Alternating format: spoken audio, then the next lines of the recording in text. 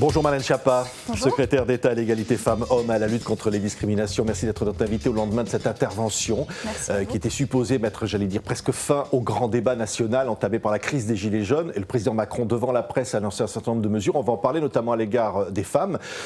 C'est une nouvelle phase du quinquennat qui commence ? Je ne sais pas si c'est une nouvelle phase, en tout cas dans la méthode, oui, il y a un changement. Le président de la République l'a dit lui-même, avant même cette conférence de presse. Après le grand débat, on ne pourra pas reprendre le cours de nos vies et continuer tout, rien ne sera plus comme avant. Et d'ailleurs, là, le président a annoncé plusieurs changements. Assez fort, je trouve, notamment en termes de services publics, de réorganisation de ce que l'État peut représenter dans la vie quotidienne des gens qui m'apparaissent très fortes. Oui, c'est-à-dire il va éventuellement remettre en question la perspective de suppression de 120 000 postes de fonctionnaires, ce genre de choses. Je pense plutôt aux maisons de services publics qui sont des choses assez inspirantes, c'est-à-dire qu'actuellement, les gens ne savent pas toujours où ils doivent aller, si c'est la CAF, Pôle emploi, la sécurité sociale, autre chose. On fait la queue, on est dans un monde quand même un pays très administratif. Et l'idée, c'est que les services publics soient plus lisibles, plus efficaces, qu'il y ait moins de fonctionnaires en centrale à Paris et plus de fonctionnaires sur le terrain au service des gens pour apporter des solutions. Oui, il a dit à un moment, j'ai parfois donné le sentiment d'être injuste, je le regrette. Oui. Je crois que c'est assez courageux de sa part, c'est assez lucide de voir que des messages qu'il a pu vouloir émettre ont été mal perçus et donc ils avaient probablement été mal émis ou s'étaient perdus. Il est revenu par exemple sur la métaphore des premiers de cordée en explicitant ce qu'était son intention en faisant cette métaphore qui n'était pas du tout de dire qu'il y avait des gens qui seuls pouvaient réussir et d'autres qui grimpaient loin derrière, mais au contraire de dire qu'on avait un destin commun matérialisé par cette cordée. Une cordée, c'est plusieurs personnes qui grimpent ensemble. Oui, alors une baisse d'impôts, 5 milliards, confirmé ce matin par Bruno Le Maire, et puis un peu plus finalement de retraités qui vont toucher davantage, puisqu'il se sera indexé sur l'inflation. Tout ça, va falloir le financer. Comment va-t-on faire ? Alors là, hier, le président nous a dit le quoi. Le où, c'est-à-dire où on va. Voilà quels sont les objectifs, voilà ce que je veux. Et maintenant, le Premier ministre, Édouard Philippe, réunit son gouvernement. Nous sommes convoqués lundi pour un séminaire de travail pour dire le comment. Et justement, travailler là-dessus, sur le financement exact de telle ou telle mesure, et tout en gardant la trajectoire, évidemment, des dépenses publiques qui est la nôtre. Oui, alors, en concernant les femmes, c'est important, notamment pour les pensions alimentaires impayées. Alors, ça représente beaucoup de femmes, de familles monoparentales, qui ne touchent pas. Alors désormais, les caisses d'allocation familiale vont pouvoir intervenir directement sur les comptes de ceux que tu as jugés indélicats et les forcer à payer. Oui, en fait, plusieurs choses. D'abord, le constat. Nous, pendant ce grand débat, on a vu énormément de femmes se mobiliser. Moi, vous savez que j'ai présidé pendant 10 ans un réseau qui s'appelait Maman Travail. J'ai écrit énormément de notes d'analyse, travaux de recherche, de livres sur cette question, sur la question des mères qui travaillent et qui, parfois, ne s'en sortent pas.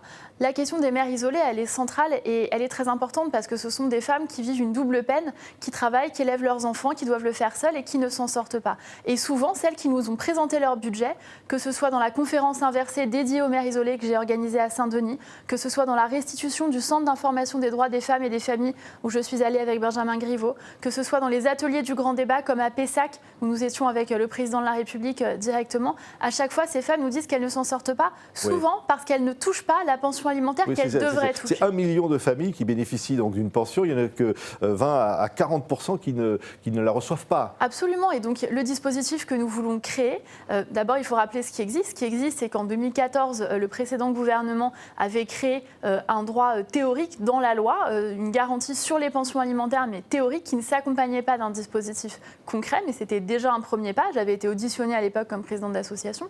Dans un deuxième temps, dans une deuxième partie du quinquennat, il a été créé l'ARIPA, qui est un dispositif qui est censé, théoriquement, faire du recouvrement de pensions alimentaires a posteriori, qui, en revanche, ne fonctionne pas. C'est encore trop de paperasse, c'est encore trop long, c'est encore pas efficace. Oui. Toutes les mères que nous avons rencontrées, où elles ne connaissaient pas ce dispositif, où elles le trouvaient inefficace. Donc nous, ce que nous voulons créer, c'est autre chose. C'est-à-dire pouvoir dire il n'y aura plus de pensions alimentaires impayées ? Oui, c'est le but. Nous nous inspirons du modèle québécois. Nous voulons qu'à partir du moment où ce dispositif sera mis en place, c'est la fin des pensions alimentaires impayées. D'abord parce qu'il y a du travail de pédagogie et d'intermédiation familiale en amont pour faire en sorte qu'il y ait moins d'impayés. Et ensuite parce que dès le moment où il y a des impayés, nous aurons une forme de prélèvement automatique sur le compte du papa ou de la maman quand c'est le papa qui a la garde, de l'autre parent en tout cas qui ne paye pas sa pension alimentaire, quelle que soit au demeurant la nature du couple hétérosexuel ou homosexuel, et que l'autre parent puisse justement avoir la pension alimentaire à laquelle elle a le droit pour éduquer ses enfants. Oui, c'est des changements dans les familles. Alors il y a la question des aidants, qui sont souvent des aidantes, qui ont un enfant handicapé ou une personne âgée à domicile, qui doivent arrêter leur travail et qui ne bénéficieront pas de fait de leur droit à la retraite comme s'ils avaient continué de travailler. Qu'est-ce que vous allez faire pour ces femmes ? Oui, c'est une question très difficile parce que vous avez raison de le souligner. Très souvent, ce sont des femmes, les aidants familiaux. Et d'ailleurs, dans une famille, on voit que souvent, et bien même quand c'est un homme dans la famille qui a sa mère ou son père âgé à charge, souvent, en fait, c'est une femme de la famille qui s'en occupe. C'est 11 millions de familles, c'est très important en France. Tout à fait. Il y a une députée qui s'appelle Lauriane Rossi qui a organisé un premier colloque de travail à l'Assemblée nationale avec des experts et des associations sur cette question des aidants familiaux. Et là, ce que le président de la République a souligné, c'est aussi qu'il y a des gens qui sont pris en sandwich, un peu en tenaille, entre d'un côté leurs enfants à charge, de l'autre côté leurs parents à charge, quand les personnes à aider sont des personnes âgées. Mais ce qui est important de noter, c'est que pour les retraites, il y aura désormais un plancher minimal. Le président a indiqué sa volonté de faire en sorte qu'on soit au-dessus du minimum vieillesse et qu'il y ait un seuil d'au moins 1 000 € de retraite. Mais ça, c'est pour les carrières complètes. Absolument, c'est pour les personnes qui ont marqué une pause. Donc on pourra considérer qu'être aidant, c'est continuer sa carrière. Moi, je le souhaite personnellement, mais le président a donné ce cap et ensuite nous allons en parler avec tous les ministres concernés, bien évidemment, et notamment avec le Premier ministre au cours de ce séminaire, et il devra arbitrer. Mais moi, je crois que quand on interrompt sa carrière, que ce soit pour s'occuper de ses enfants, pour s'occuper d'un enfant handicapé, par exemple, il est plutôt sain qu'il y ait une prise en compte dans la retraite de cela. C'est le travail que mène Jean-Paul Delevoye, le haut-commissaire à la réforme des retraites. Oui, je voudrais vous parler de voyage que vous avez fait récemment, Madame la Ministre. C'était au Burkina Faso. Vous êtes allée dans des villages, vous avez rencontré des jeunes filles qui sont victimes de mariages forcés ou d'excision, de mutilation génitale. Qu'est-ce que la France peut faire pour faire cesser cette situation ? La France fait beaucoup de choses. D'abord, nous présidons cette année le G7. Et le président de la République a voulu faire en sorte que les femmes soient au cœur de ce G7, et particulièrement les femmes en Afrique. Donc je me suis rendue au Burkina Faso. J'avais déjà commencé à travailler avec la ministre des Femmes du Burkina à l'ONU, à la Convention annuelle des droits des femmes. J'ai pu avoir une audience avec le président du Faso et constater que le gouvernement au Burkina Faso fait beaucoup de choses pour mettre fin à l'excision et au mariage des petites filles. Mais pour aller plus loin, la France soutient financièrement des ONG. Le président a d'ailleurs annoncé en plus la création d'un fonds de 120 millions d'euros pour soutenir encore plus que ne le fait déjà l'AFD, qui fait un travail remarquable, notamment en Afrique, pour faire du plaidoyer et aller concrètement dans les villages, comme le village de Tibou, où je me suis rendue pour parler avec les chefs coutumiers, les chefs religieux, les chefs de village, pour les convaincre et travailler avec eux sur l'arrêt de ce qu'ils appellent ces pratiques néfastes. Oui. Vous n'avez pas l'impression parfois d'un certain manque d'intérêt pour ces questions-là ?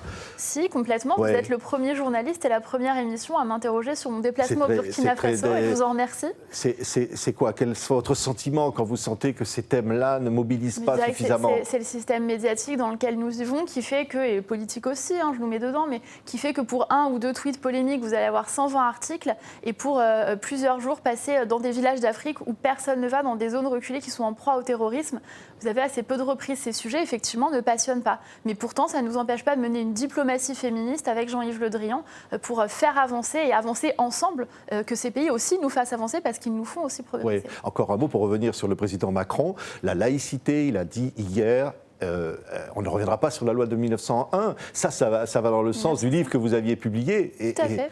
Parce qu'on avait eu l'impression par certains moments que le président hésitait sur cette question. Oui, je ne sais pas, mais écoutez, en tout cas, moi, la militante laïque que je suis, parce que j'assume de l'être toujours, même si je suis membre du gouvernement, est très heureuse des prises de position du président de la République hier, parce qu'il a été très clair en rappelant l'article 2 de la loi de 1905, en rappelant également que la laïcité, c'est la liberté de croire ou de ne pas croire, sans être inquiété pour cela, que l'on avait le droit de, entre guillemets, blasphémer en France, puisque le délit de blasphème n'existe pas dans, en tout cas, la République française.